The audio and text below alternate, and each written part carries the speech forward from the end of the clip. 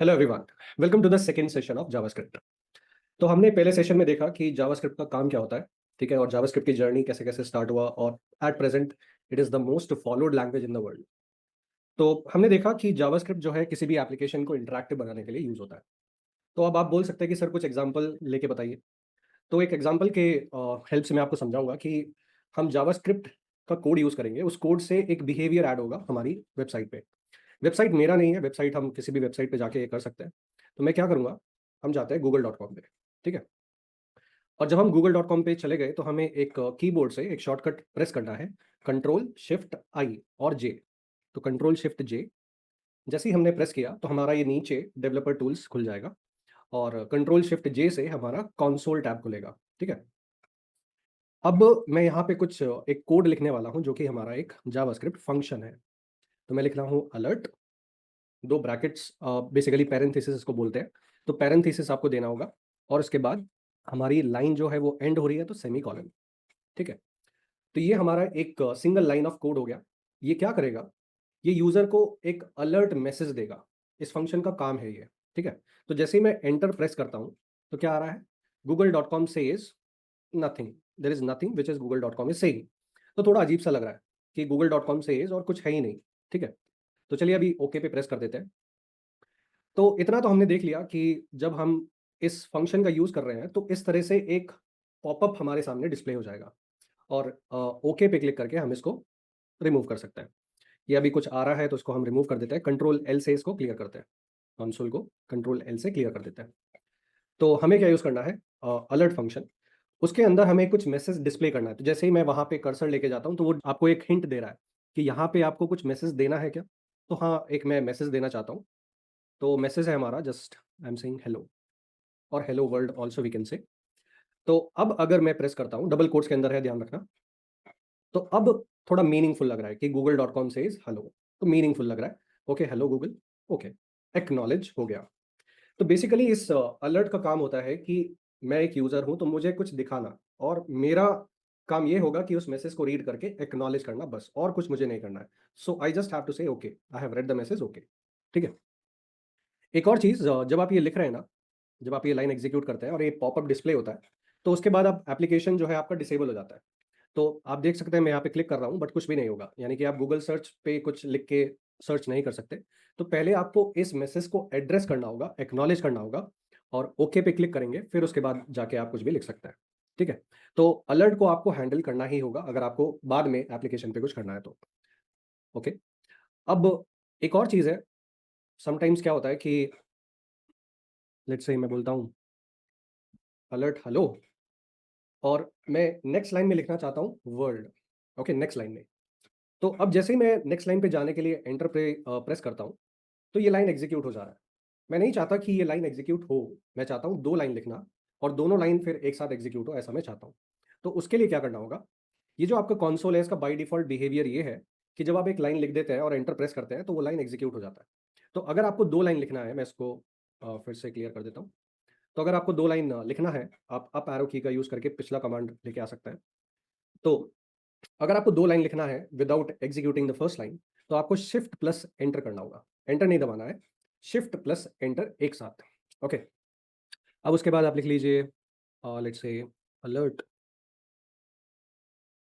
तो हमने यहाँ पे दो अलर्ट का इस्तेमाल किया है। तो अब दो अलर्ट डिस्प्ले होंगे। अब आपका डाउट ये हो सकता है कि क्या सर दोनों एक साथ डिस्प्ले होंगे? देखते हैं। तो अब मैं शिफ्ट प्लस एंटर का यूज़ नहीं करूंगा, अब मुझे एग्जीक्यूट करना है कोड को। तो मैं एंटर प्रेस करूंगा। तो जैसे ही एंटर प्रेस किया तो कौन सा मैसेज आया, hello, that means the first alert got executed.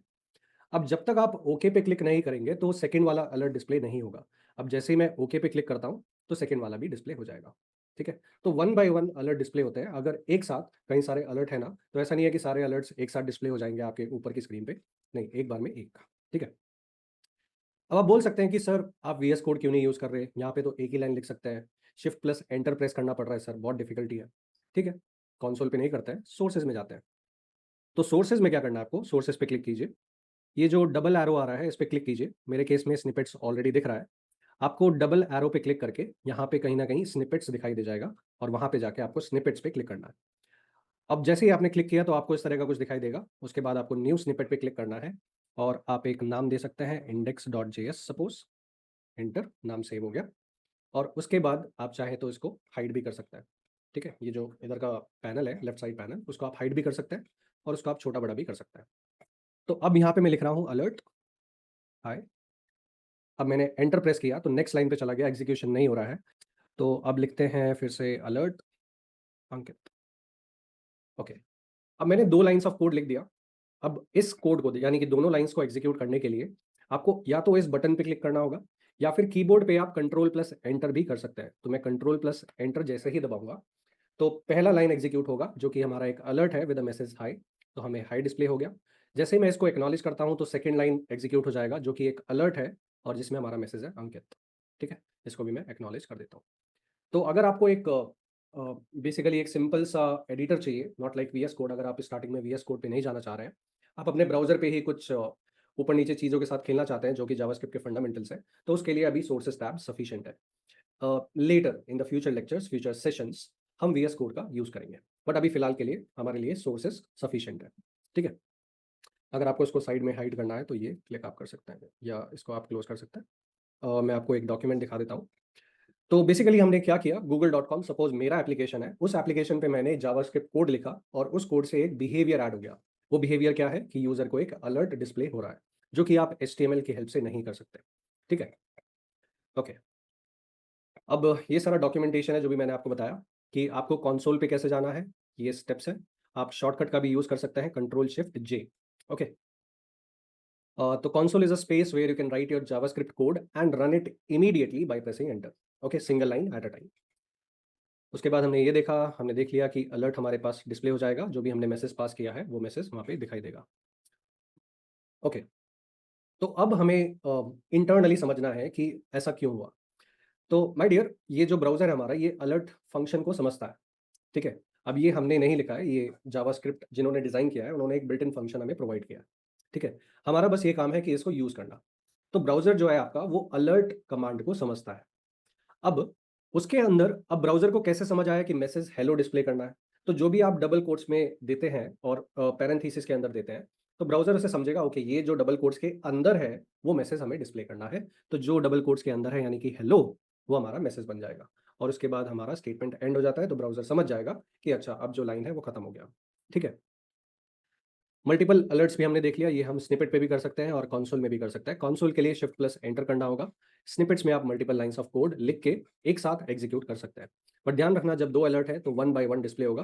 पहले पहला अलर्ट डिस्प्ले होगा, फिर उसको एक्नॉलेज करेंगे, फिर दूसरा अलर्ट डिस्प्ले होगा। अलर्ट भी बोल सकते हैं आप या फिर आप उसे पॉपअप भी बोल सकते हैं, डायलॉग बॉक्स भी बोल सकते हैं। मल्टीपल नेम्स है। Okay, alright. सो ये स्निपेट्स का डॉक्यूमेंटेशन हो गया कि स्निपेट्स पे आपको कैसे जाना है। तो मैंने पूरा स्क्रीनशॉट्स ऐड किया हुआ है। ज़रूरी नहीं है कि बिल्कुल एज़ इट इज़ ऐसा ही दिखाई देगा। जैसे फॉर एग्ज़ाम्पल हो सकता है कि आपको ये सब जो टॉप, न्यू टैब पेज ये सब ना दिखाई दे, तो एक्स्ट्रा चीज़ें नहीं देखनी है स्क्रीनशॉट में। जो मैंने रेड कलर से मार्क किया हुआ है उसको देखना है, ठीक है? तो मैंने सोर्सेज़ टैब को मार्क किया हुआ है, उसके बाद एरो को मार्क किया हुआ है, तो सोर्सेज़ में जाके एरो पे क्लिक करना है। उसके बाद आपको स्निपेट्स दिख जाएगा, ठीक है? तो न्यू स्निपेट पे क्लिक करके एक नाम देना है फ़ाइल को और अपना कोड लिखना चालू कर देना है, ठीक है? अब सपोज़ आप एक मिस्टेक कर देते हैं। फॉर एग्ज़ाम्पल यहाँ मैं कुछ ऐसा लिखता हूँ कि लेट्स से मैं अलर्ट नहीं लिखता हूँ, अलर्ट तो ब्राउज़र आपका समझता है। मैं लिखता हूँ से, ओके, मैं कुछ एक फ़ंक्शन लिख रहा हूँ जो कि ब्राउज़र नहीं समझता। अगर कुछ हम एक ऐसी चीज़ यूज़ करते हैं जो ब्राउज़र नहीं समझता, तो हमें देखना है कि किस तरह का एरर मैसेज डिस्प्ले होगा। तो यहाँ डाल देते हैं हेलो। इसको एग्ज़ीक्यूट करते हैं कंट्रोल प्लस एंटर और उसके बाद कंसोल पे जाते हैं। तो हमारा जो कंसोल है वो बोल रहा है कि से, जो कि मैंने नाम यूज़ किया है। सो से इज़ नॉट डिफाइंड, यानी कि ब्राउज़र बोल रहा है कि मुझे नहीं पता कि आप क्या कह रहे हैं। मैं नहीं जानता ये से क्या है। ओके, बट अलर्ट के केस में ब्राउज़र ने ऐसा नहीं कहा था क्योंकि इंटरनली ब्राउज़र को पता है कि अलर्ट का क्या काम है। ठीक है? तो जब भी आप कोई एक ऐसी चीज़ यूज़ करते हैं जिसका मतलब ब्राउज़र को नहीं पता, तो ब्राउज़र बोल देगा कि this is not defined. Okay, और इसको रेफरेंस एरर बोला जाएगा। Alright, so uncaught reference error. Reference error means कि आपने कोई ऐसी चीज़ मेंशन की जो कि ब्राउज़र नहीं समझता। तो दिस इज़ नॉट डिफाइंड, ऐसे आपका ब्राउज़र रिस्पॉन्ड करेगा। अगर आप चाहते हैं कि इसका डॉक्यूमेंटेशन देखना, तो डॉक्यूमेंटेशन के लिए ये लिंक मैंने इस डॉक्यूमेंटेशन में ऐड किया हुआ है। तो इसके ऊपर अगर आप क्लिक करेंगे, ये क्लिकेबल है, ठीक है? तो आप इस पेज पे चले जाएँगे, ठीक है? तो ये विंडो क्या है ये आप समझ जाएँगे। तो विंडो एक ऑब्जेक्ट है उस ऑब्जेक्ट के अंदर एक अलर्ट मेथड है, ठीक है। तो आप नॉर्मली अलर्ट भी लिख सकते हैं, और क्योंकि ये विंडो ऑब्जेक्ट के अंदर प्रेजेंट है तो विंडो डॉट करके भी आप लिख सकते हैं, दोनों सेम ही चीज़ है, बट विंडो डॉट लिखना मैंडेटरी नहीं है, बट काम सेम ही करेगा। सो इस मेथड की हेल्प से आप अपने ब्राउज़र को एक इंस्ट्रक्शन दे रहे हो कि ब्राउज़र आपको एक डायलॉग बॉक्स डिस्प्ले करना है, और जो भी मैं मैसेज इसमें पास करूँगा वो मैसेज वहाँ पे उस बॉक्स में डिस्प्ले होना चाहिए, ठीक है। और उसके बाद आपको वेट करना है until the user dismiss, that means click on the okay, until the user dismiss the dialog. आपको तब तक वेट करना है, कुछ नहीं होने देना है, तब तक आपको यूजर को वेटिंग पीरियड में रखना है। ओके, नाउ ये कुछ एक्स्ट्रा नोट्स ऐड है यहाँ पे। तो अलर्ट डायलॉग का पर्पस क्या हो गया? It should be used for messages which do not require any response on the part of the user, यानी कि अ, ये मेरे से कुछ मांग नहीं रहा है, मुझे बस बोल रहा है कि आप इस मैसेज को एक्नॉलेज कीजिए बस। तो मुझे बस ओके पे क्लिक करना है कि हाँ, मैंने आपका मैसेज पढ़ लिया, ठीक है। अब आप बोल सकते हैं कि सर ये कहाँ पे यूज़ होगा? तो ये यूज़ हो सकता है फॉर एग्जांपल, जैसे आपके सामने एक फॉर्म है, आपने उस फॉर्म को फिल कर दिया। अब जैसे ही आप सबमिट बटन पे क्लिक करते हैं, तो मैं वहाँ पे एक मैसेज डिस्प्ले करना चाहता हूँ कि are you sure that you have filled the correct information? इस तरह से मैं एक मैसेज डिस्प्ले करना चाहता हूँ, सो दैट कि आप एक बार को अलर्ट हो जाएँ कि हाँ, एक बार मैं फिर से जो मैंने इन्फॉर्मेशन फॉर्म में सबमिट किया है, उसको मैं एक बार फिर से चेक कर लेता हूँ, तो मैं एक तरह से अलर्ट हो जाऊँगा, ठीक है? तो ये एक पर्पज़ हो गया, बाकी और भी पर्पज़ हो सकते हैं, जैसे आप एक डॉक्यूमेंट पे काम कर रहे हैं और विदाउट सेविंग द डॉक्यूमेंट आपने टैब के ऊपर क्लोज बटन के ऊपर क्लिक कर दिया, तो उस केस में भी डिस्प्ले हो सकता है कि are you sure you want to close the tab, so something like that.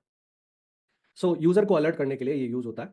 So alert dialog should be used for displaying messages which do not require any response on the part of the user other than acknowledging the message. तो मेरा काम as a user बस ये है कि उस message को पढ़ना, ठीक है, क्या वो बोल रहा है बस।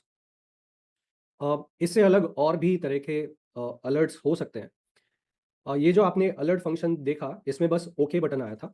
एक और है जिसमें हम कन्फर्म फंक्शन का यूज़ करेंगे, so instead of alert we will say confirm.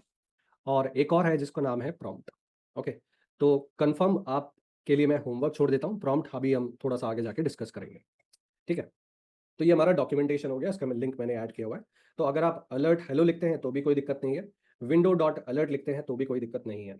अभी आपको अगर कन्फ्यूजन हो रहा है कि विंडो डॉट अलर्ट ये किस तरह का कमांड है, तो आगे जाके आपको क्लियर हो जाएगा। विंडो एक ऑब्जेक्ट है, उस ऑब्जेक्ट के अंदर एक मेथड है, उस ऑब्जेक्ट के अंदर जो मेथड है उसको हम बुला रहे हैं कि भैया अलर्ट डिस्प्ले करो, ठीक है। ऑलराइट, नेक्स्ट है grammar of programming, it's very important. तो जब भी आप एक प्रोग्रामिंग लैंग्वेज सीख रहे हैं, तो जावास्क्रिप्ट एक प्रोग्रामिंग लैंग्वेज है, मार्कअप लैंग्वेज तो नहीं है।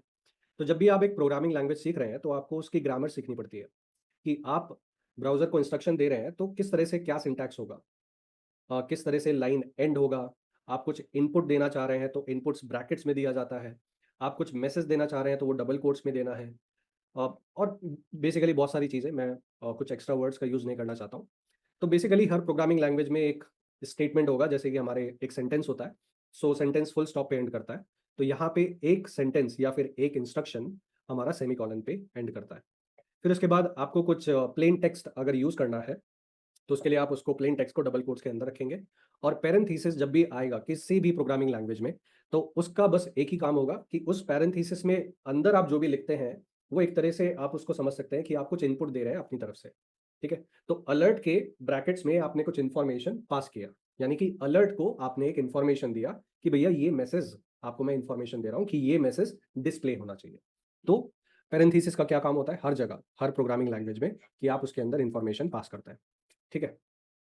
एक और चीज़, जब भी कोटेशन मार्क्स का यूज़ हो रहा है तो आपको डबल कोट्स यूज़ करना है, सिंगल कोट्स नहीं यूज़ करना है। इवन दो ऐसा हो सकता है कि सिंगल कोट्स भी ठीक से काम करे। एक और चीज़, अननेसेसरी स्पेस का यूज़ नहीं करना है। ऐसा मैं क्यों बोल रहा हूँ? क्योंकि देखिए हमारी आदत क्या है? हमारी आदत ये है कि जैसे अगर हम नोटबुक पे लिख रहे हैं, तो नोटबुक पे हम कुछ इस तरह से लिखेंगे कि अलर्ट, एक स्पेस देंगे, फिर ब्रैकेट्स यूज़ करेंगे, एक स्पेस फिर से देंगे, फिर डबल कोट्स लिखेंगे और मे बी एक स्पेस देके फिर हेलो लिखेंगे। तो नोटबुक में जब हम लिखते हैं तो हम स्पेसेस देना हमारी एक नॉर्मल हैबिट है, बट जब हम प्रोग्रामिंग कर रहे हैं तो अननेसेसरी स्पेस नहीं देना है। अगर आप इंटेंशनली देना चाहते हैं तो ही स्पेस का यूज करना है, अदरवाइज स्पेस का यूज ही नहीं करना है। स्पेस जो आपका की है उसको आपको प्रेस ही नहीं करना है जब आप कोड लिख रहे हैं तो, ठीक है। ऑल्दो ये भी सेम काम करेगा, बट यहाँ पे हेलो के साथ साथ एक स्पेस भी आपका ऐड हो जाएगा मैसेज में, ठीक है। तो आप देख सकते हैं कि हेलो तो है ही, but on the left hand side एक स्पेस, पता नहीं आपको दिख रहा है या नहीं, बट एक स्पेस भी एक्स्ट्रा एडेड है। तो अननेसेसरी स्पेसेस का यूज़ नहीं करना है, चाहे वो कोई भी प्रोग्रामिंग लैंग्वेज हो, ठीक है? हाँ, different different parts of the code को सेपरेट करने के लिए ऑब्वियसली स्पेस का यूज़ होता है, बट ये एक सिंगल पार्ट है। ऐसा नहीं है कि अलर्ट सेपरेट है, पैरेंथेसिस सेपरेट है, डबल कोट सेपरेट है, हेलो सेपरेट है, नो। इसलिए कोई स्पेस का यूज़ नहीं करना, ठीक है? तो ये एक गुड राइटिंग प्रैक्टिस है, तो हमेशा इसको याद रखना, चाहे आप कुछ भी लिख रहे हैं, किसी भी प्रोग्रामिंग लैंग्वेज में, ठीक है? और ये आप लास्ट में जो भी है उसको रीड कर सकते हैं, आपको मैं डॉक्यूमेंट शेयर कर दूँगा। तो ये हमारा अलर्ट हो गया, ठीक है? इसके बाद हम जाएँगे डेटा टाइप्स पे। तो डेटा टाइप्स का क्या मतलब हो गया? अब ये उतना कॉम्प्लेक्स नहीं है डेटा टाइप्स जावास्क्रिप्ट में, जितना कॉम्प्लेक्स हमारा जावा में है, ठीक है? तो जावा में क्या होता है कि अगर आप कुछ डेटा अपने प्रोग्राम में स्टोर करना चाह रहे हैं, तो आपको बताना पड़ता है कि उस डेटा का टाइप क्या है। बट यहाँ जावास्क्रिप्ट में ऐसा कुछ नहीं है। अगर आप 23 को स्टोर करना चाहते हैं, तो आपको बताने की ज़रूरत नहीं है कि ये एक इंटीजर है, या ये एक नंबर है, या फिर ये बाइट है, शॉर्ट है, इंट है, लॉन्ग है। ऐसा कुछ बताने की यहाँ पे ज़रूरत नहीं पड़ती है। तो कैसे होता है बेसिकली, एक एग्ज़ाम्पल के हेल्प से देख लेते हैं। तो आप ये समझिए कि इसको ब्राउज़र कैसे समझेगा कि भैया अच्छा अलर्ट एक फ़ंक्शन है, और जो डबल कोट्स के अंदर है वो बस एक प्लेन टेक्स्ट है, वो एक कोड नहीं है, वो एक मैसेज है जो कि एक प्लेन टेक्स्ट है। ओके। तो ध्यान रखना कि जब भी हम डबल कोट्स में कुछ भी लिखते हैं, तो ये ब्राउज़र को समझाने का तरीका है कि भैया जो भी इस डबल कोट्स के अंदर है वो एक कोड नहीं है। डबल कोट्स के बाहर कोड है, डबल कोट्स के अंदर बस एक प्लेन टेक्स्ट है जो कि एज़ इट इज़ डिस्प्ले करना है आपको। ठीक है? तो ब्राउज़र को कैसे पता लगता है कि कौन-सा पार्ट कोड है और कौन-सा पार्ट प्लेन टेक्स्ट है? तो डबल कोट्स में जो भी होगा वो हमारा प्लेन टेक्स्ट माना जाएगा, उसे कोड नहीं बोला जाएगा। ठीक है? तो अब ये किस तरह का डेटा है? अब डबल कोट्स में जो भी हम लिख रहे हैं तो ऑब्वियसली है तो डेटा ही ना ये। तो ये किस तरह का डेटा है? तो जब भी आप कैरेक्टर, उसके आगे एक और कैरेक्टर, कैरेक्टर, कैरेक्टर, कैरेक्टर, जब भी आप एक सीक्वेंस ऑफ कैरेक्टर लिखते हैं, तो ओवरऑल उसको एक स्ट्रिंग बोला जाता है। तो HELLO यानी कि 5 कैरेक्टर से मिलके ये एक स्ट्रिंग बना है, ठीक है? तो इंटरनली जावास्क्रिप्ट इसको समझेगा, ओके ये एक स्ट्रिंग है, ओके? ये किस तरह का डेटा है? ये एक स्ट्रिंग है, ओके? अब आप बोल सकते हैं कि सर नंबर्स को कैसे हैंडल करता है जावास्क्रिप्ट? तो नंबर्स को भी वेरी नॉर्मली, जैसे कि हर प्रोग्रामिंग लैंग्वेज हैंडल करती है, वैसे ही जावास्क्रिप्ट भी हैंडल करेगा। तो अभी हम बहुत सिंपली एक चीज़ देखते हैं। अ, अभी हम कंसोल में चले जाते हैं, इसको हाइड कर देते हैं। कंट्रोल एल, क्लियर कर दिया हमने कंसोल। अभी मैं यहाँ पे लिख रहा हूँ 2+3, ठीक है? तो मैं अपने ब्राउज़र को बोल रहा हूँ कि 2+3, 2 क्या है हमारे हिसाब से नंबर, प्लस का मतलब हमारे हिसाब से क्या होता है एडिशन, और 3 क्या है नंबर। तो देखते हैं कि ब्राउज़र क्या करता है। तो जैसे ही मैं एंटर पे प्रेस करता हूँ, तो ब्राउज़र ने वही किया जो हम एज़ अ ह्यूमन बीइंग करते। तो ब्राउज़र ने भी इस 2 को एज़ अ नंबर समझा, इस प्लस को एज़ अ एडिशन समझा, और इस 3 को एज़ अ नंबर समझा। तो 2 नंबर्स का एडिशन करके उसने हमें डिस्प्ले कर दिया। ओके। तो अ, जब हम नंबर लिखते हैं तो नंबर को सिंगल कोट्स या डबल कोट्स में लिखने की ज़रूरत नहीं पड़ती। ऐसा मैं क्यों बोल रहा हूँ? सपोज़ आप 2+3 की जगह double quotes 2 plus double quotes 3 इस तरह से लिखते हैं। अगेन मैंने स्पेसेस अननेसेसरीली ऐड किया है। स्पेस हटा दो, नहीं लिखना चाहिए। तो अब आप रिजल्ट क्या देख रहे हैं? जैसे ही मैं एंटर प्रेस करता हूँ, 23, सो 2 + 3 23। तो आपको थोड़ा सा अजीब लगेगा, बट क्योंकि हमने डबल कोट्स में लिखा है, तो डबल कोट्स में जब आप 2 को लिखेंगे तो उसको नंबर नहीं समझा जाएगा, जावास्क्रिप्ट उसको एज अ टेक्स्ट समझेगा। ऐसे ही 3 को भी जब आप डबल कोट्स के अंदर लिखेंगे तो उसको एज अ टेक्स्ट समझा जाएगा, और दोनों टेक्स्ट को कंबाइन करके रिजल्ट आपके सामने आ जाएगा। सो टेक्स्ट 2 टेक्स्ट 3 दोनों को कंबाइन किया तो 23 बन के रिजल्ट में आ रहा है, ठीक है? तो दो स्ट्रिंग्स आपस में जुड़ रहे हैं, इसको बोलते हैं कॉनकैटिनेशन। तो कॉनकैटिनेशन हो जाएगा। फिर एक और डेटा टाइप होता है, हमने स्ट्रिंग देख लिया, हमने नंबर्स देख लिया। तीसरा हो गया हमारा बूलियन। तो बूलियन डेटा टाइप 2 वैल्यूज ले सकता है, एक हो गया ट्रू, एक हो गया फॉल्स। ओके। अब जो हमारा ब्राउज़र है, अगर आप ट्रू लिखते हैं तो ब्राउज़र समझता है कि ट्रू का मतलब क्या है, और अगर आप फॉल्स लिख रहे हैं तो ब्राउज़र इसे समझता है।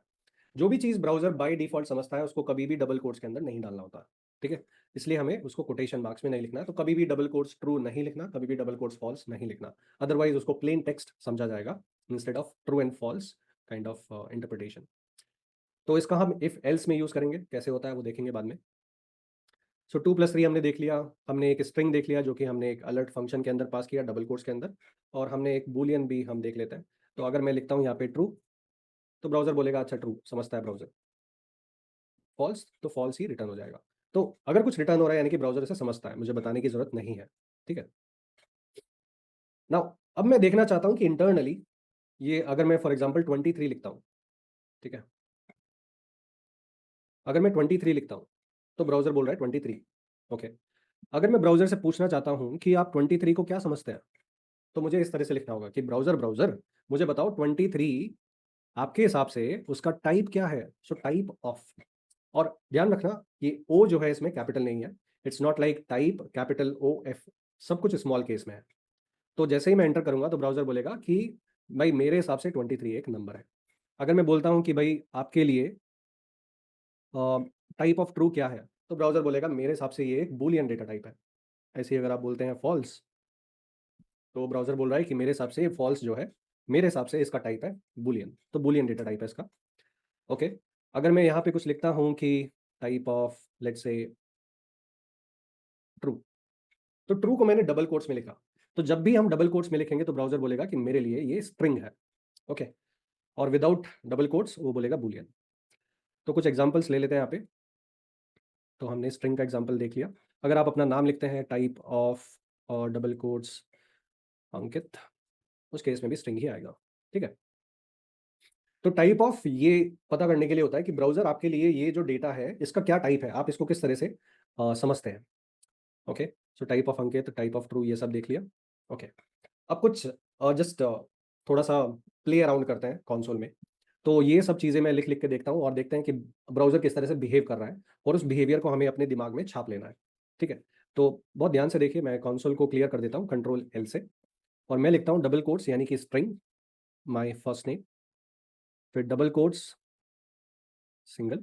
यू कैन सी नीचे कुछ भी रिफ्लेक्शन में नहीं आ रहा है, यानी कि अभी ये पूरा नहीं हुआ। जैसे ही मैं प्लस लिखूंगा तो अब यहाँ पे कुछ डिस्प्ले हो रहा है, तो जैसे ही मैं एंटर प्रेस करता हूँ ये डार्क हो जाएगा। तो अंकित और सिंघल यानी कि मेरा फर्स्ट नेम और लास्ट नेम को दोनों को जोड़ के उसने रिजल्ट दे दिया। तो जब भी आप दो स्ट्रिंग लिखते हैं तो दोनों स्ट्रिंग को जोड़ के रिजल्ट आ जाता है, अगर आप प्लस साइन का यूज कर रहे हैं तो। और 2+3 मैंने आपको ऑलरेडी दिखा दिया है। अगर आप 2+3 लिखते हैं as numbers without double quotes, तो 2+3 एडिशन ऑपरेशन होगा, क्योंकि 2 एक नंबर है और 3 एक नंबर है। अगर सपोज मैं कंबाइन कर देता हूँ, फॉर एग्जाम्पल इंस्टेड ऑफ अंकित यहाँ पे मैं दे देता हूँ 1। ओके, और मैं डबल कोट्स को हटा देता हूँ, तो 1 का मतलब क्या हुआ, जावास्क्रिप्ट अगर बस 1 को देखेगा विदाउट डबल कोट्स, तो 1 का मतलब हुआ नंबर, और उस नंबर में आप प्लस कर रहे हैं यानी कि एडिशन कर रहे हैं, पर आप क्या ऐड कर रहे हैं, नंबर में तो नंबर ऐड होता है, पर आप एक स्ट्रिंग ऐड कर रहे हैं। तो नंबर में एक स्ट्रिंग ऐड करना उसका कुछ सेंस नहीं बन रहा।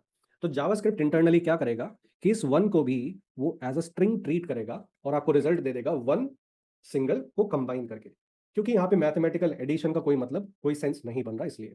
तो जब आप एक नंबर और स्ट्रिंग को यूज करते हैं तो दोनों यानी कि स्ट्रिंग और आपका नंबर दोनों स्ट्रिंग की तरह ट्रीट होता है और कनकैटिनेशन ऑपरेशन आपका होगा।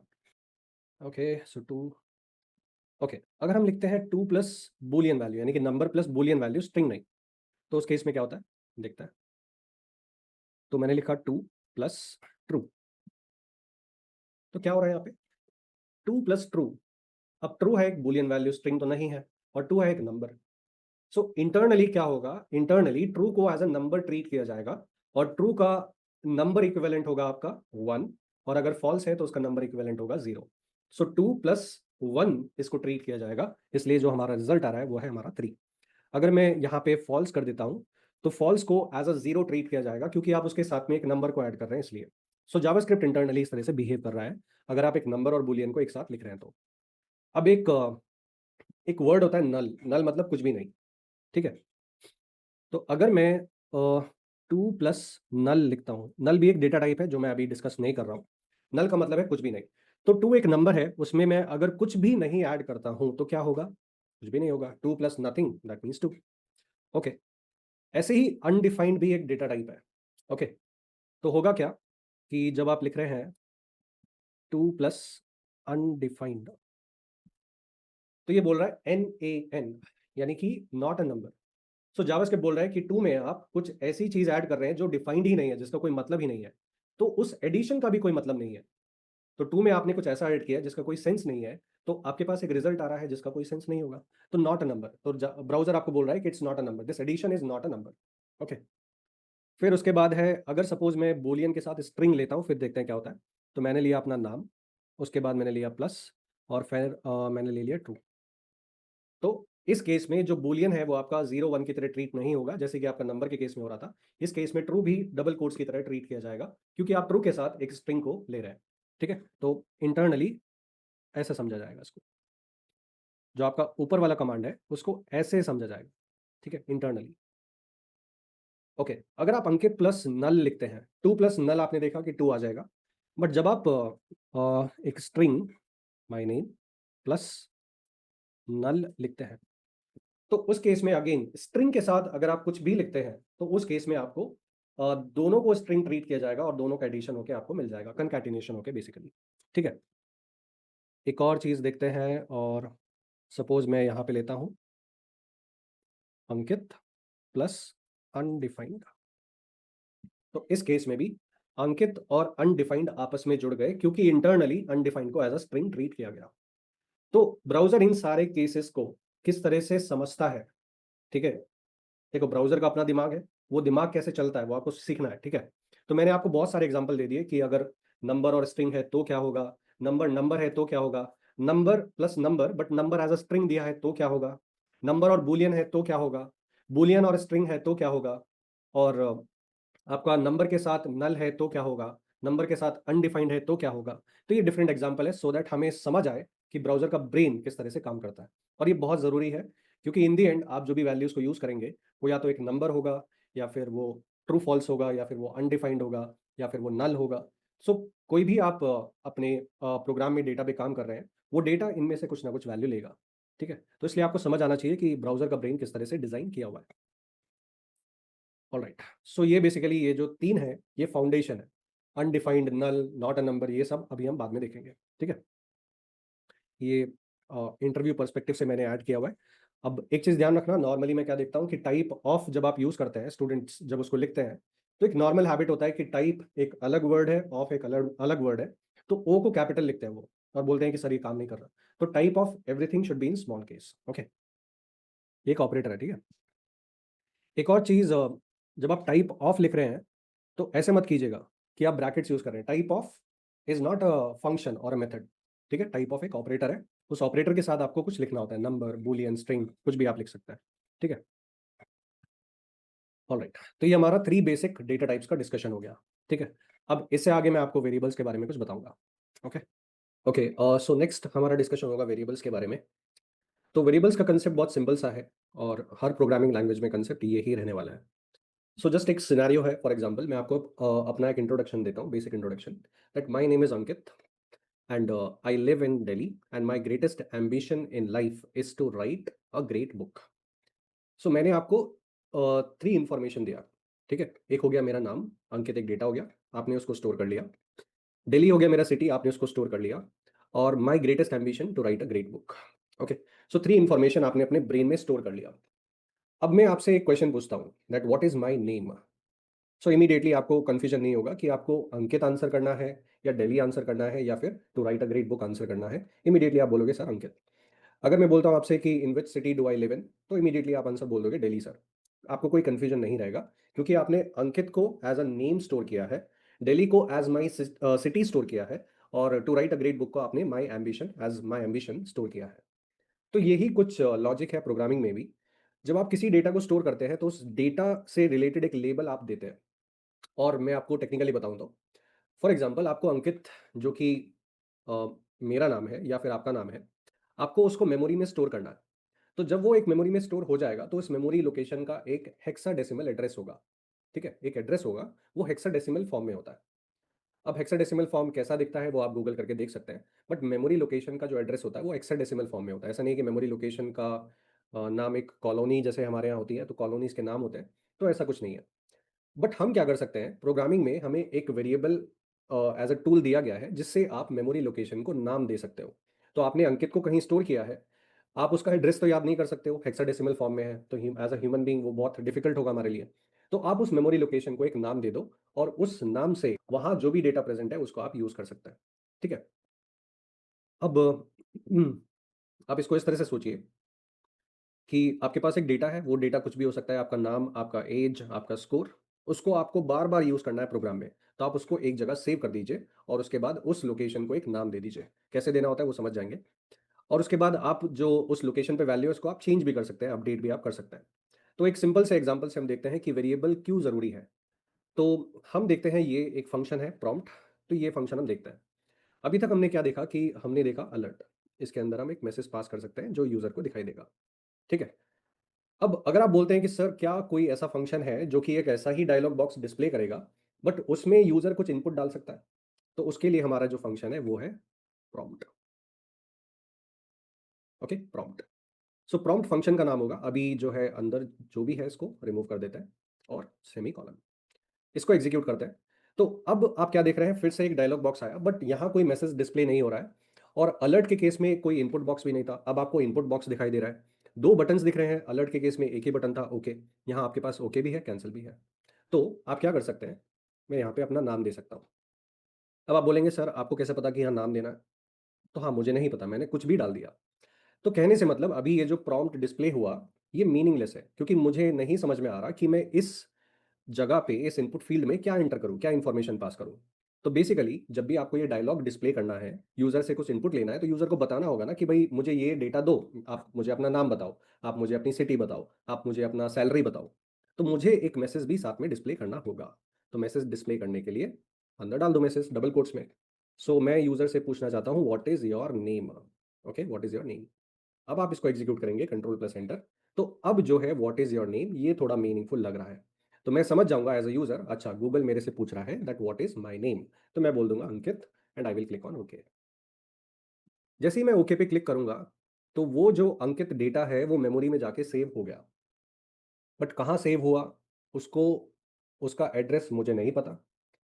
कहाँ सेव हुआ, सेव तो हुआ है, बट उसको मैं रीयूज नहीं कर सकता क्योंकि मैंने उसको कहीं स्टोर ही नहीं किया। ओके, बेसिकली बात ये है कि मुझे पता है वो स्टोर हो गया, बट कहाँ है, मैं कैसे उसको रिट्रीव करूँ, कैसे उसको फेच करूँ? तो वो पॉसिबल नहीं है। तो उसके लिए आपको क्या करना होगा, उसके लिए आपको जो डेटा है, सपोज डेटा है हमारे पास अंकित, ओके, जो कि मेरा नाम है, उसको आपको एक मेमोरी लोकेशन में सेव करना है, ओके। तो इक्वल साइन लगाओ और इक्वल साइन के लेफ्ट में उस मेमोरी लोकेशन को एक नाम दो, लेबल। तो मैं मेमोरी लोकेशन को नाम दे रहा हूँ माई नेम, ओके। अब ब्राउज़र को कैसे समझ आएगा कि भाई माई नेम एक वेरिएबल है या माई नेम एक मेमोरी लोकेशन को आप नाम दे रहे हो? ब्राउज़र को कैसे समझ आएगा? तो ब्राउज़र को समझाने के लिए आपको वैर कीवर्ड का यूज़ करना होगा। आप वैर भी लिख सकते हैं, आप लेट भी लिख सकते हैं, आप कॉन्स्ट भी लिख सकते हैं, ओके।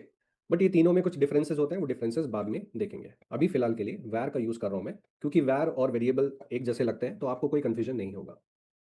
तो अभी क्या हुआ, ये एक डेटा है, ये एक मेमोरी लोकेशन में जाके सेव हुआ। उसका एड्रेस मुझे नहीं पता, बट उस लोकेशन को मैंने एक नाम दे दिया। उस मेमोरी लोकेशन का नाम क्या है? My name, okay. सो इस मेमोरी लोकेशन पे ये डेटा अंकित जाके बैठ गया, यानी कि सेव हो गया, ओके। अब हम कैसे मेक श्योर करें, हम कैसे वेरीफाई करें कि हाँ वो मेमोरी में जाके सेव हो गया? तो उसके लिए आप क्या कर सकते हैं, आप इस कंसोल में कुछ प्रिंट करा सकते हैं। इसको मैं डिलीट कर देता हूँ। इस कंसोल में आप कुछ प्रिंट करा सकते हैं। वो क्या? देखो, ये कंसोल जो है, इसमें अगर आपको कुछ प्रिंट कराना है तो कंसोल करके आपको लिखना होता है, ओके। अभी फिलहाल के लिए जस्ट मैं बोल रहा हूँ, समझ आए तो भी ठीक है, नहीं समझ में आए तो भी ठीक है। कंसोल एक ऑब्जेक्ट है, जावास्क्रिप्ट ऑब्जेक्ट। उस ऑब्जेक्ट के अंदर एक फंक्शन होता है लॉग। सो आपको लिखना होगा डॉट लॉग। लॉग एक फंक्शन है, तो पैरेंथेसिस लगाना होगा आपको और सेमीकोलन, ओके। ये फंक्शन का यूज होता है जब आप कंसोल, यानी कि यहाँ पे आप कुछ प्रिंट कराना चाह रहे हैं, ओके। आप कुछ लॉग, लॉग मतलब प्रिंट कराना चाह रहे हैं, तो आप क्या प्रिंट कराना चाहते हैं वो आपको यहाँ अंदर ब्रैकेट्स के अंदर पास करना होता है। तो आप जो है इस वेरिएबल या इस मेमोरी लोकेशन पे जो भी प्रेजेंट है, जो भी डेटा प्रेजेंट है, उसको आप प्रिंट कराना चाहते हैं। तो इस मेमोरी लोकेशन पे क्या प्रेजेंट है? ये डेटा प्रेजेंट है। तो अंकित डेटा प्रेजेंट है, तो अंकित प्रिंट हो जाना चाहिए यहाँ कंसोल में जब मैं इस प्रोग्राम को रन करूंगा, ओके। देखते हैं। तो जैसे ही मैंने कंट्रोल प्लस एंटर को प्रेस किया, तो आप देख सकते हैं कंसोल पे आ गया अंकित, और आप यहाँ भी जाके देख सकते हैं कंसोल पे प्रिंट हो गया अंकित, ओके। तो यानी कि डेफिनेटली हमने अपने नाम को एक जगह सेव कर दिया है और उसको मैं रीयूज भी कर पा रहा हूँ, ठीक है। क्योंकि नेक्स्ट लाइन में आप उसको प्रिंट कर रहे हैं, प्रिंट कर पा रहे हैं, तो यानी कि आप उसको रीयूज कर पा रहे हैं, ओके। अब आप ये बोल सकते हैं सर आपने तो अपना नाम डायरेक्टली बता दिया। सपोज गूगल यूजर से नाम पूछता है, यूजर का नाम अंकित भी हो सकता है, आयुष भी हो सकता है, अक्षय भी हो सकता है, सिद्धार्थ भी हो सकता है, मयंक भी हो सकता है, कुछ भी हो सकता है। तो अगर यूजर से नाम लेना है और वो नाम आपको सेव कराना है, तो क्या करना होगा? तो इसको हटा देते हैं। तो यूजर से नाम लेने के लिए ये फंक्शन यूज होता है, तो इस फंक्शन को यहां से हटाओ और यहाँ पे डाल दो। तो सबसे पहले प्रॉम्प्ट डिस्प्ले होगा, यूजर एक नाम देगा, वो नाम जो भी होगा वो इस वेरिएबल में जाके स्टोर हो जाएगा। अब जब एक बार स्टोर हो गया तो वो प्रिंट भी हो जाएगा। तो एक बार देख लेते हैं, कंट्रोल प्लस एंटर। मैं बोल रहा हूँ सपोज इस बार अक्षय। ओके। ओके। अब कंसोल में जाते हैं तो अक्षय प्रिंट हो गया। ऑलराइट।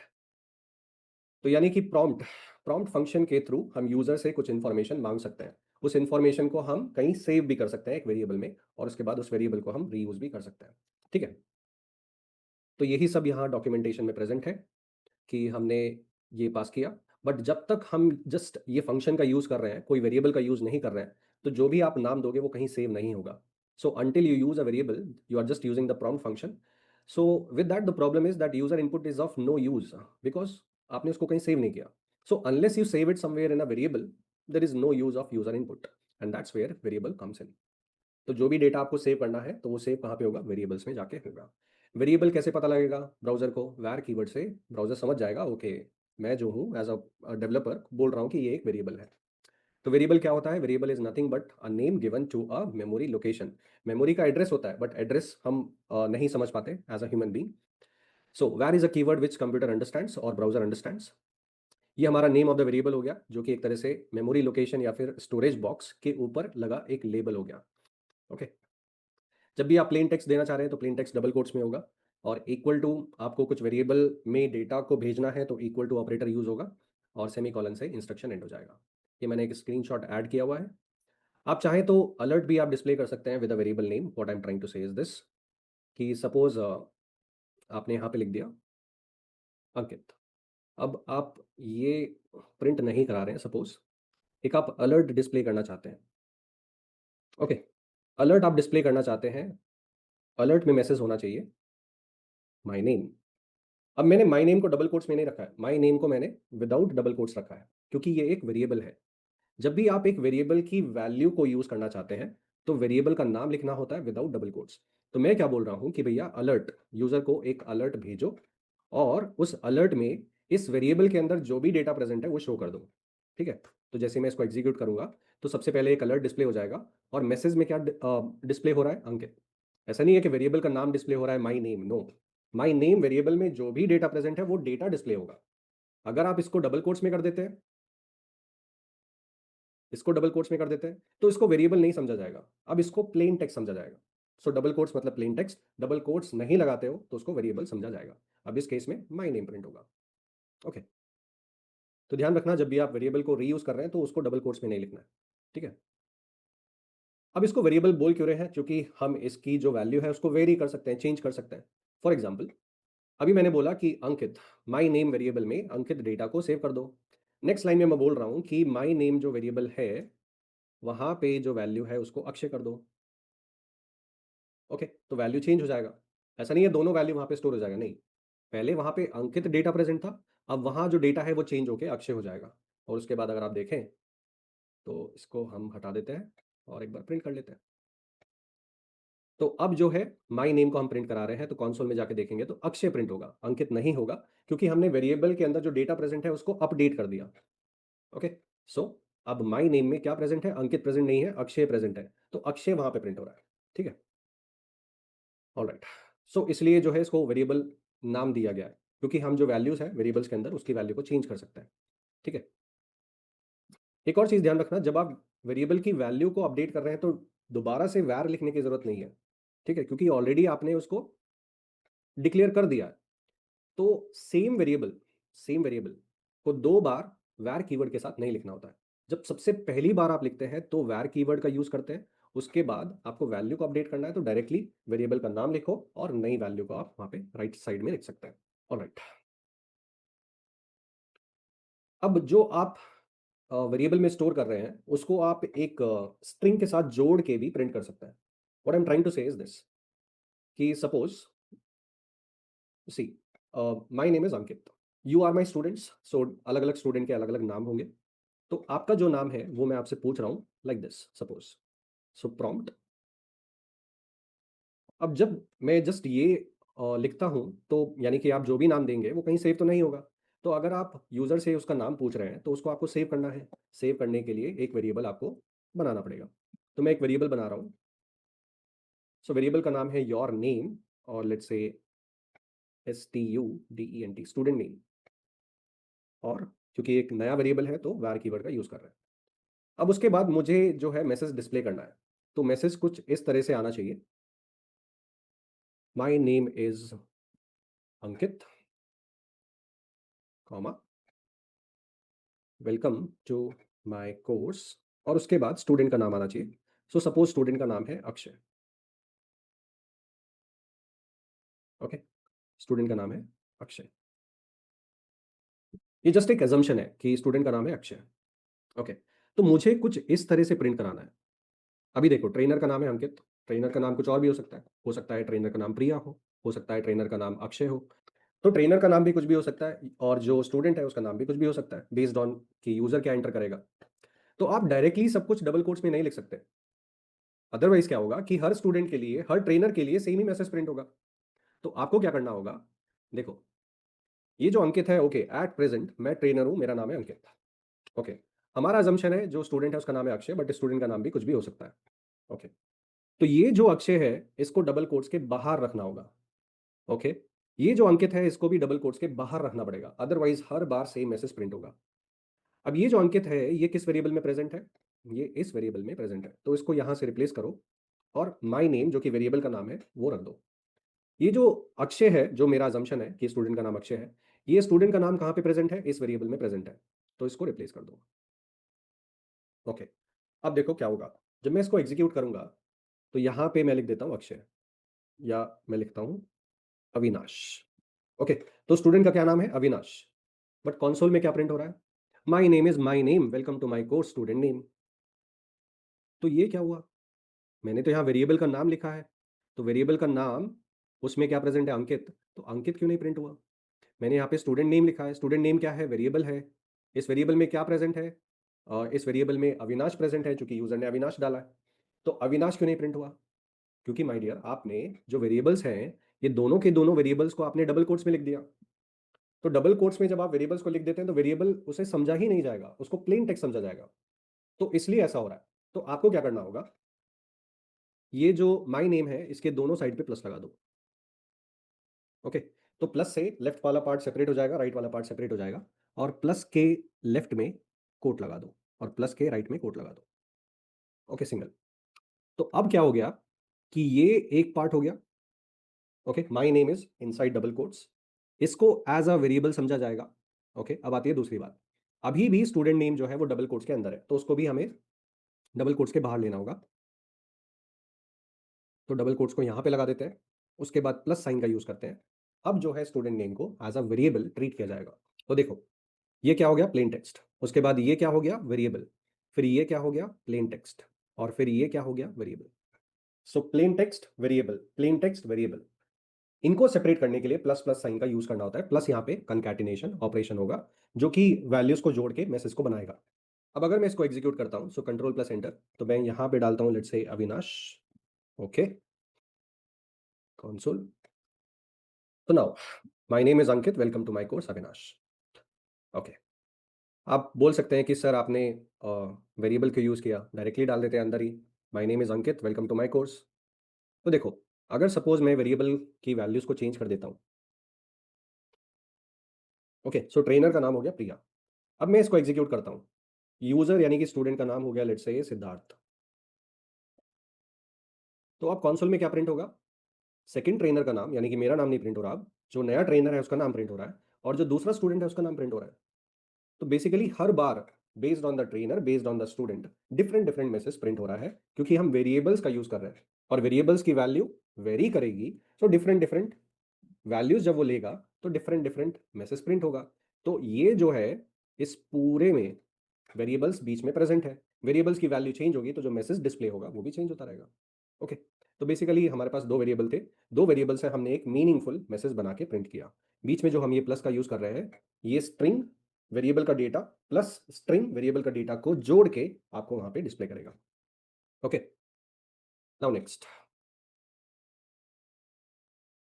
तो जैसे ही वेरिएबल की वैल्यू अपडेट होगी तो हमारा जो मैसेज डिस्प्ले हो रहा है वो भी अपडेट हो जाएगा। इस केस में मैंने अलर्ट का यूज़ किया है, तो स्क्रीनशॉट में आपको अलर्ट दिख रहा है। तो इंस्टेड ऑफ console.log अगर मैं वहाँ पे अलर्ट फंक्शन का यूज़ करता हूँ तो इस तरह से आपको डिस्प्ले होगा। ओके, तो ये गेम लेवल है, सपोज गेम लेवल एक वेरिएबल है, उसमें वैल्यू स्टोर्ड है 1, फिर उसकी वैल्यू को अपडेट कर दिया, वैल्यू चेंज कर दी हमने, now the new value is 2, third line new value is 3। अगर आप अब जो है एक अलर्ट डिस्प्ले करना चाहते हैं तो जो लास्ट वैल्यू होगा वो प्रिंट होगा। Okay, so your level is currently 3, जो कि लास्ट वैल्यू है वेरिएबल का। तो हमने क्या समझा, variable is nothing but a memory locations name और a name given to a memory location, क्योंकि एड्रेसेस हम याद नहीं रख सकते। ठीक है, अब हम एक डिफरेंट प्रोग्राम पे जाते हैं। ऑलराइट, तो ये एक एक्सरसाइज है, इसमें हम हमें क्या करना है, मैं आपको एक चैलेंज दे रहा हूं, तो यहाँ पे एक कोड प्रेजेंट है, इस कोड को मैं कॉपी कर लेता हूँ।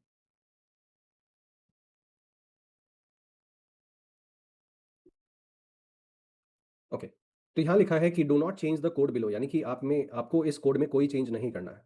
ओके, दो वेरिएबल्स हैं, एक वेरिएबल में 3 है और एक वेरिएबल में 8 है। जो नंबर्स हैं उसको डबल कोट्स में लिखा हुआ है, तो नंबर्स को एज अ स्ट्रिंग ट्रीट किया जाएगा।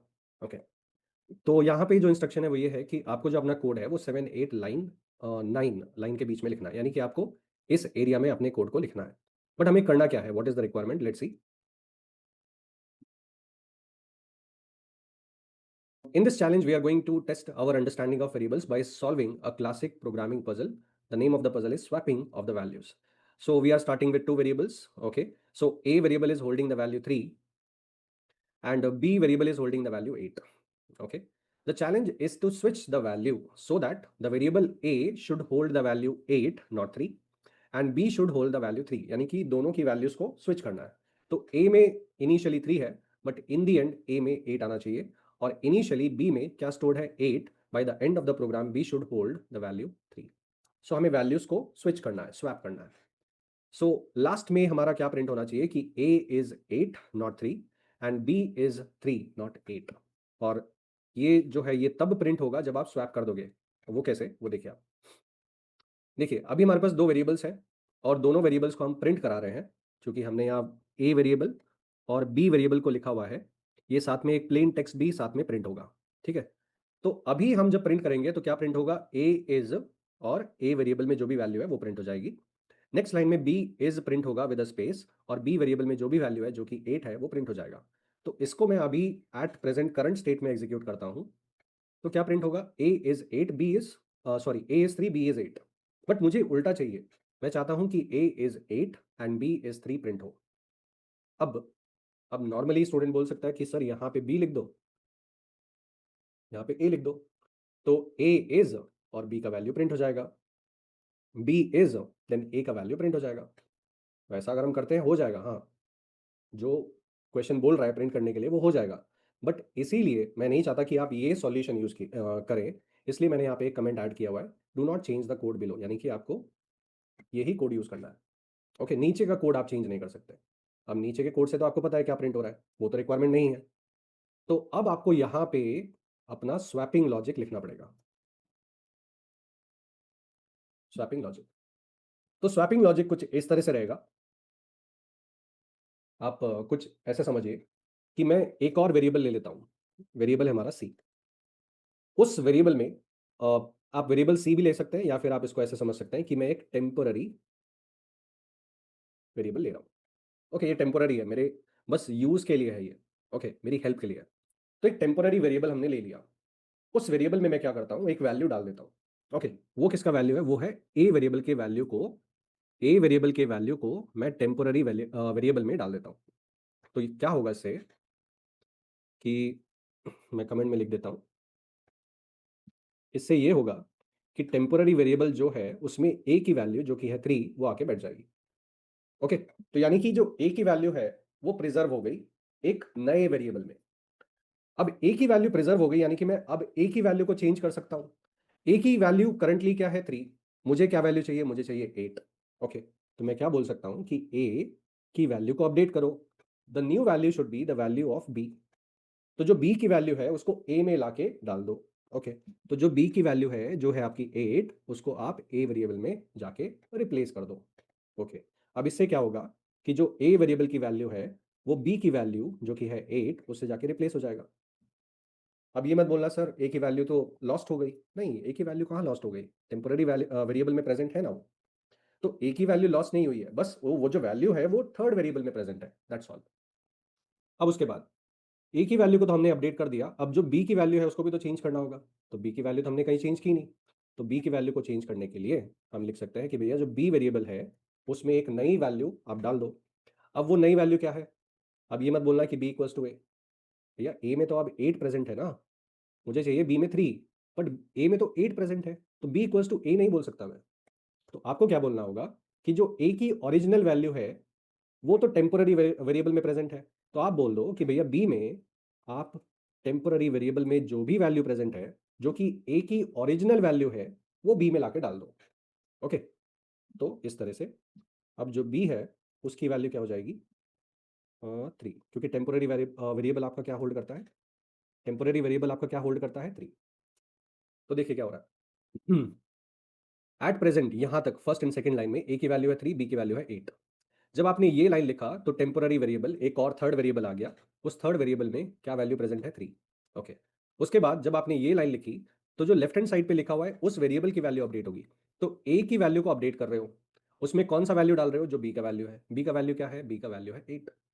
तो बी की वैल्यू को ए में डाल दो, तो ए की वैल्यू अपडेट हो गई। ओके, अब बात आती है कि बी बी को भी तो रिप्लेस करना है ना मैं। तो बी में क्या डालना है? बी में डालना है जो ए की ओरिजिनल वैल्यू है। अब ए की जो करंट वैल्यू है वो तो चेंज हो गई, और ए की जो ओरिजिनल वैल्यू है वो थर्ड वेरिएबल में डाला हुआ है। तो बी की वैल्यू को अपडेट करो ए की ओरिजिनल वैल्यू से जो कि टेम्पोररी वेरिएबल में प्रेजेंट है। तो टेम्पोररी वेरिएबल में क्या प्रेजेंट है? 3 प्रेजेंट है, जो कि ए की ओरिजिनल वैल्यू है। तो इस तरह से जब आप इसको करेंगे एग्जीक्यूट तो आपका प्रिंट हो जाएगा ए इज 8, बी इज 3। तो ओरिजिनल वैल्यू प्रिंट नहीं होगी, जब रिप्लेसमेंट हो जाएगा, स्वैपिंग हो जाएगी, उसके बाद प्रिंट होगा कि ए तो अब 8 हो गया और बी हमारा 3 हो गया, इसलिए ऐसा प्रिंट हो रहा है। ठीक है, तो ये हो गया हमारा स्वैपिंग लॉजिक। अगर आप यहाँ पे स्ट्रिंग लिखते हैं तो भी चलेगा, अगर आप नंबर्स लिखते हैं तो भी ये काम करेगा। ठीक है, तो भी ये काम कर जाएगा, पहले भी काम कर रहा था और अब भी काम ये करेगा। अगर आप यहाँ पे कुछ स्ट्रिंग डालते हैं इस तरह से कि मैं यहाँ पे डाल रहा हूँ अंकित, भावेश, इस केस में भी ये काम करेगा। तो लास्ट में क्या प्रिंट होगा? A is Bhavesh and B is Ankit, क्योंकि स्वैपिंग लॉजिक आपने यहाँ पे लिखा हुआ है। ठीक है, तो क्या प्रिंट हो रहा है? A is Bhavesh, B is Ankit. So swapping किसी के लिए भी काम करेगा, चाहे वो स्ट्रिंग हो या वो नंबर। एक और लॉजिक आप बना सकते हैं। ठीक है, तो ये सॉल्यूशन तो मैंने यहाँ पे दिया हुआ है, इस डॉक्यूमेंट में सॉल्यूशन नहीं है, बस एक तरह से क्वेश्चन है और हिंट है, और आपको क्या नहीं अलाउड है वो लिखा हुआ है। तो ये एक हिंट दिया हुआ है, वेरिएबल का नाम आप कुछ भी ले सकते हैं। एक जो है ये मेथड होगा। ठीक है, अब ये जो मेथड है वो किस तरह से काम कर रहा है वो मैं आपको बताऊंगा, बट ये जो मेथड है ये बस नंबर्स के लिए काम करेगा। ठीक है, बस नंबर्स के लिए काम करेगा। तो ये क्या लॉजिक है ये देख लेते हैं एक बार। तो मैं क्या कर रहा हूं कि यहाँ पे नंबर लेते हैं, नंबर है 3 and 8। Okay, so swapping logic हम लिख रहे हैं, तो मैं एक वेरिएबल ले रहा हूं। So variable C equals to A plus B. तो कहने से मतलब कि ए प्लस बी, ए और बी क्या है? नंबर्स। ओके, ए और बी वेरिएबल्स हैं, उस वेरिएबल में नंबर प्रेजेंट है, तो प्लस यहाँ पे क्या करेगा? प्लस यहाँ पे मैथमेटिकल एडिशन करेगा। तो दोनों का एडिशन होके 8 + 3 11 आ जाएगा। तो अगर मैं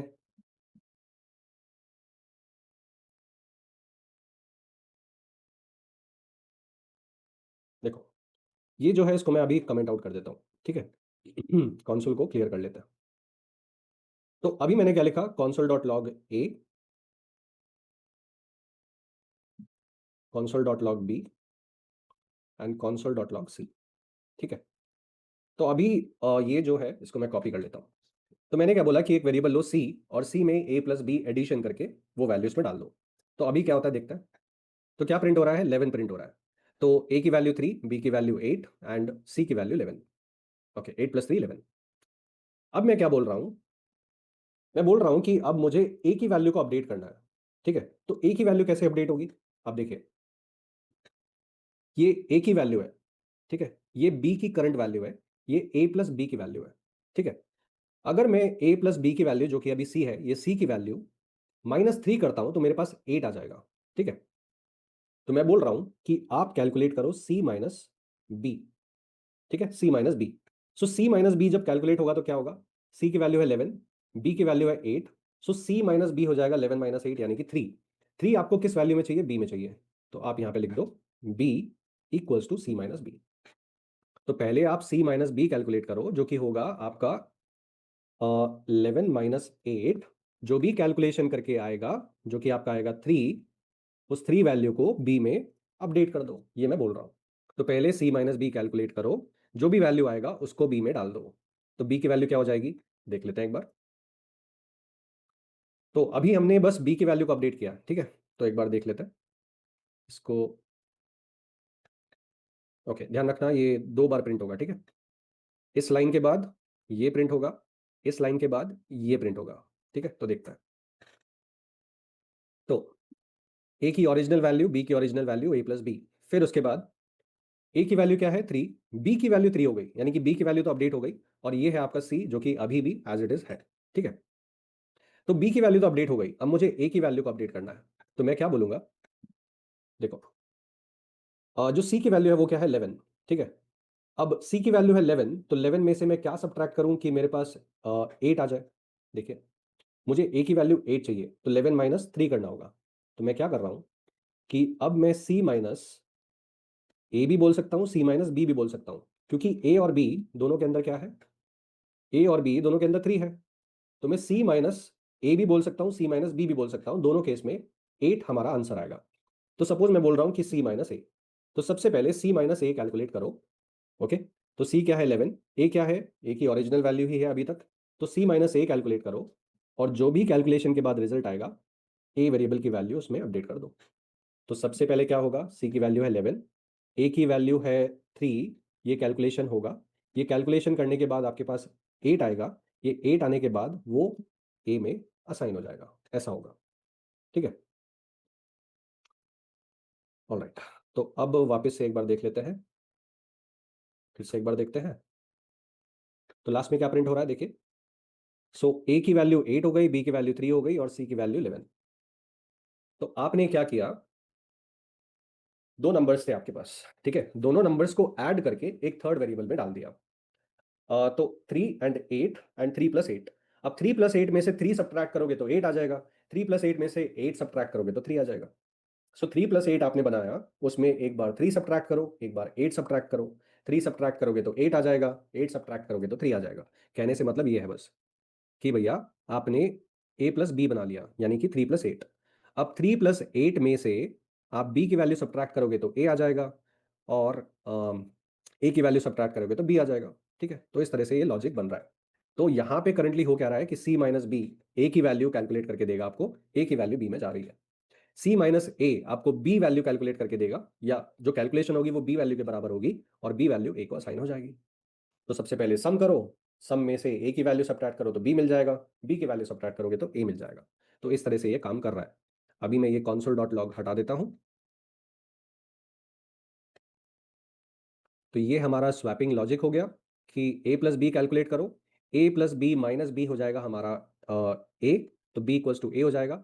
ए plus B minus A calculate होगा, जो कि हमारा हो जाएगा बी, तो ए इक्वल्स टू बी हो जाएगा, ठीक है। तो इस तरह से ये काम करेगा। अब ये जो लास्ट की 2 लाइन्स हैं इसको कमेंट आउट से हटा देते हैं, कंसोल को क्लियर करते हैं, कंट्रोल एल, सोर्सेस पे जाते हैं, एग्जीक्यूट करते हैं। तो हमारा क्या प्रिंट हो रहा है, ए इज 8, बी इज 3, यानी कि करेक्ट। तो यानी कि स्वैपिंग लॉजिक ठीक से काम कर रहा है, और हमारा जो भी हमें प्रिंट कराना था वो प्रिंट हो भी रहा है। बट ये बस नंबर्स के लिए ही वर्क करेगा, क्योंकि आप यहाँ पे मैथमेटिकल एडिशन का लॉजिक लगा रहे हो। जब आप यहाँ पे एज अ स्ट्रिंग यूज करेंगे तो ये काम नहीं करेगा। ओके, जब आप यहाँ पे स्ट्रिंग यूज करेंगे तो ये काम नहीं करेगा। देखिए क्या आ रहा है, ये ए इज 35, बी इज 30, क्योंकि 3 + 5 एज अ स्ट्रिंग कंकैटिनेशन समझा जाएगा, ठीक है। तो यहाँ पे स्ट्रिंग कंकैटिनेशन हो जाएगा, एज अ नंबर इसको ट्रीट किया नहीं जाएगा। अब जब स्ट्रिंग कंकैटिनेशन हो रहा है तो मैथमेटिकल एडिशन जैसा रिजल्ट तो नहीं आएगा, ठीक है। तो ध्यान रखना है चीज। अगर आपको स्वैपिंग लॉजिक नंबर्स के लिए अप्लाई करना है तो ये लॉजिक भी सही है, और टेम्पररी वेरिएबल वाला लॉजिक भी सही है। अगर आपको स्ट्रिंग और नंबर्स दोनों के लिए अप्लाई करना है तो आपको टेम्पररी वाले के लिए जाना होगा। तो ये बस नंबर्स के लिए है, और वो वाला जो है पिछले वाला, जो टेम्पररी वेरिएबल वाला सॉल्यूशन है वो आपका हर केस के लिए हो गया। वो स्ट्रिंग के लिए भी वर्क करेगा, और वो आपका नंबर्स के लिए भी वर्क करेगा, ठीक है। तो अगर फॉर एग्जाम्पल इंटरव्यू में ये क्वेश्चन कभी कभी पूछ लेते हैं, तो अगर आपसे इंटरव्यूअर ये क्वेश्चन पूछता है कि दो वेरिएबल्स में वैल्यूज प्रेजेंट है, दोनों की स्वैपिंग करनी है, तो उस केस में आपको ये सॉल्यूशन नहीं बताना है, क्योंकि ये जो सॉल्यूशन है ये आपका बस नंबर्स के लिए वर्क करता है। ओके, सो मैंने सब लिखा हुआ है। Is it the best solution? No, this is not the best solution. The classic means the universal, जो लोग प्रेफर करते हैं। So the classic full solution will be this. Okay, temporary variable लो और उसके थ्रू वर्कआउट करो।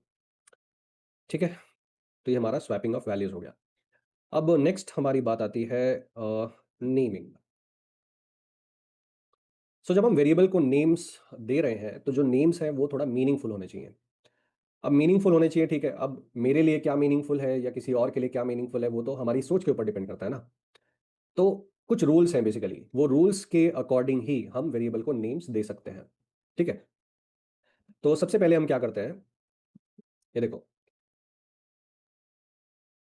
जब हम यहाँ ये जो रीलोड बटन है ना, इस पे राइट क्लिक करेंगे, तो हम अपने जो सोर्सेस है बेसिकली इसको हटा लेते हैं। अभी जो भी हमने वेरिएबल्स बनाए हैं वो अभी भी मेमोरी में स्टोर्ड है। ठीक है, अगर हम उसको क्लियर करना चाहते हैं तो हमें क्या करना होगा, सॉरी, यहाँ रीलोड पे क्लिक नहीं करना, राइट क्लिक करना है। राइट क्लिक करके empty cache and hard reload, ये करना है राइट क्लिक करके। ओके, उसके बाद आप कंसोल में चले जाइए। तो सपोज यहाँ पे मैं कुछ लिखता हूँ कि मैंने ये लिख दिया। ओके, तो एक वेरिएबल बन गया। ओके, अगर मैं माई नेम लिखता हूँ, जब आप डायरेक्टली कंसोल में वर्क कर रहे हैं तो आपको कंसोल डॉट लॉग लिखने की जरूरत नहीं है। सो माई नेम अंकित, यानी कि ये स्टोर्ड हो गया।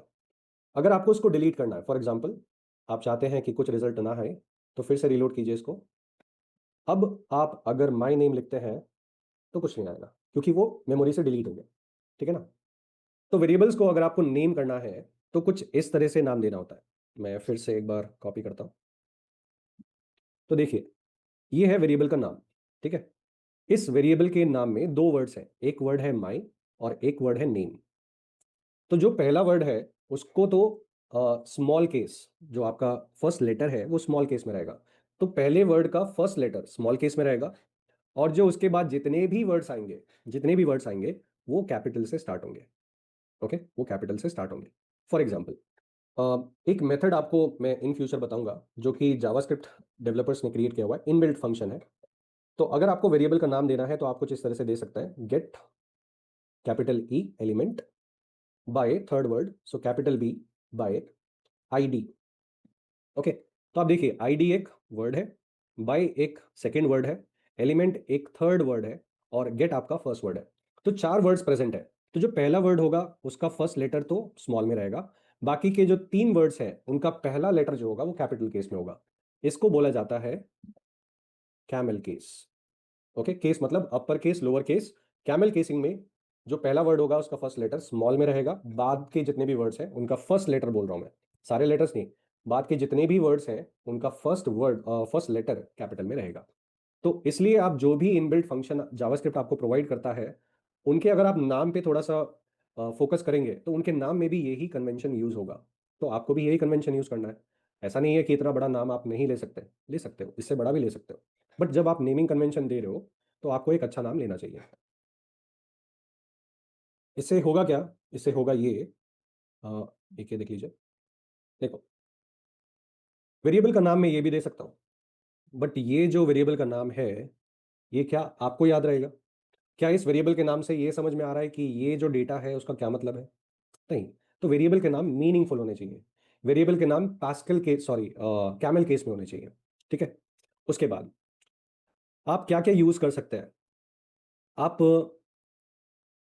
जो रिजर्व्ड कीवर्ड्स हैं, रिजर्व्ड कीवर्ड्स मतलब कुछ वर्ड्स ऐसे हैं जिनका एक प्री डिफाइंड मीनिंग है ब्राउजर के लिए, वो वर्ड्स आप वेरिएबल के नाम में यूज नहीं कर सकते। फॉर एग्जाम्पल, आपको पता है कि वैर का मतलब क्या होता है? वैर का मतलब कि हम ब्राउजर को बता रहे हैं कि भैया मैं वेरिएबल को डिक्लेयर कर रहा हूं। तो जो वेरिएबल का नाम है वो आप वैर नहीं रख सकते हैं। ठीक है, ये अलाउड नहीं होगा। तो अगर आप ऐसा करते हैं तो क्या होगा देख लेते हैं। अनएक्सपेक्टेड टोकन, यानी कि this was not expected. If it is not expected that means the browser is not allowing it. तो ये अलाउड ही नहीं है। ठीक है, हाँ, आप वेरिएबल का नाम जो है उसमें अंदर यूज कर सकते हैं, कहने से मतलब कि वैर डायरेक्टली जस्ट वैर यूज नहीं कर सकते, बट आप इस तरह से लिख सकते हैं कि माई वैर, ये ठीक है क्योंकि दिस इज नॉट जस्ट वैर। ओके, सो माई वैर यानी कि कहने से मतलब कि कीवर्ड्स प्लस समथिंग एक्स्ट्रा वो आप यूज कर सकते हैं, बट जस्ट कीवर्ड्स वो आप यूज नहीं कर सकते हैं। ठीक है, ऑलराइट। तो जो भी आपके कीवर्ड्स हैं वो आप वेरिएबल के नाम में यूज नहीं करेंगे। नंबर से वेरिएबल का नेम स्टार्ट नहीं होना चाहिए, यानी कि 1 2 3 नेम। तो आप वेरिएबल का नाम कहाँ से स्टार्ट कर रहे हो? नंबर से स्टार्ट कर रहे हो, तो नंबर से स्टार्ट नहीं करना चाहिए। अगर आप ऐसा करते हैं तो देख लेते हैं क्या होता है। सो इनवैलिड और अनएक्सपेक्टेड टोकन ये अलाउड नहीं है। बाद में आप नंबर यूज कर सकते हैं, कोई दिक्कत नहीं है। ठीक है, this is valid. Spaces allowed नहीं है। अगर हम स्पेसेस लिखते हैं तो देखते हैं क्या होता है।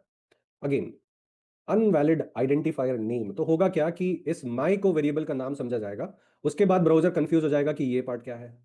ठीक है, माई को वेरिएबल का नाम समझा जाएगा, बट उसके बाद ब्राउजर कंफ्यूज हो गया कि माई के बाद क्या है, माई के बाद स्पेस है तो उसका क्या मतलब हुआ। तो इसलिए बोल रहा है कि ब्राउजर बोल रहा है कि मैं ये नहीं समझ पा रहा हूँ कि नेम क्या हुआ। ठीक है, तो स्पेसेस नहीं लगाने चाहिए क्योंकि ब्राउजर कंफ्यूज हो जाएगा कि स्पेस के बाद क्या है फिर। हाँ, ये तो यूज हमने ऑलरेडी किया ही है। फिर उसके बाद क्या स्पेशल कैरेक्टर्स अलाउड है? हाँ, कुछ स्पेशल कैरेक्टर्स अलाउड है। फॉर एग्जांपल, आप अंडरस्कोर का यूज कर सकते हैं, आप डॉलर साइन का भी यूज कर सकते हैं। ठीक है, तो आप अंडरस्कोर का यूज करना चाहें तो ऐसे यूज कर लीजिए, कोई दिक्कत नहीं है। Okay,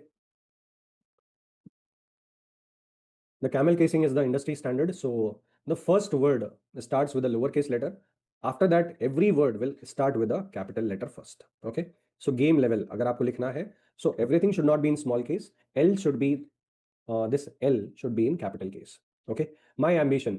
So my M is a small case, ambition second word, so A is capital case.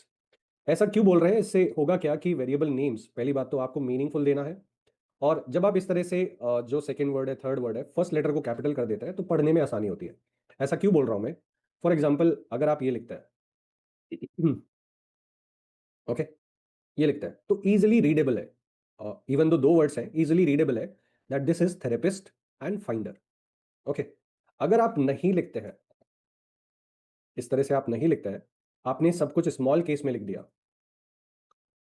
तो हो सकता है आप इसको as a therapist finder dot com read करें, या फिर हो सकता है आप इसको ऐसे रीड करें, the rapist finder, which is obviously not making sense. So it should not be confused with the rapist finder dot com. Okay, so इस तरह से वेरिएबल का नाम नहीं होना चाहिए।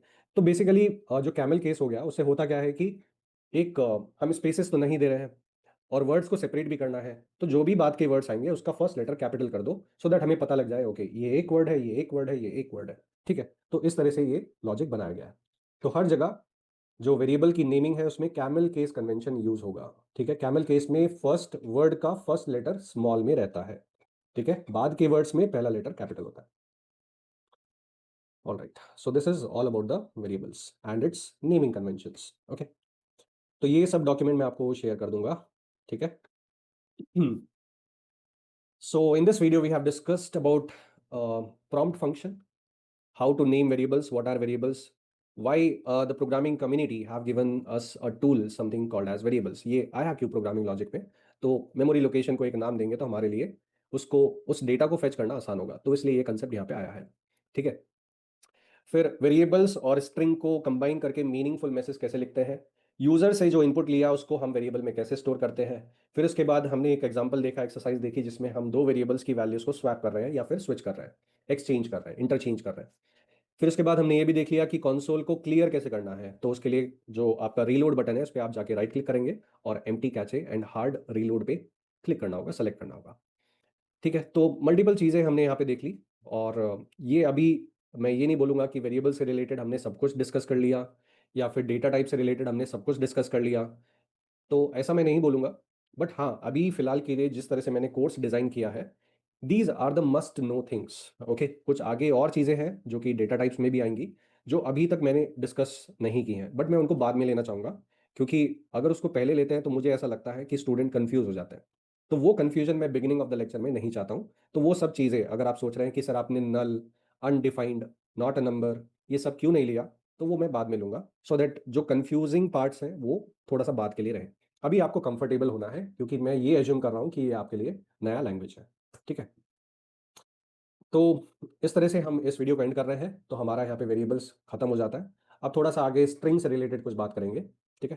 सो thank you guys, will meet in the next video. Have a great day.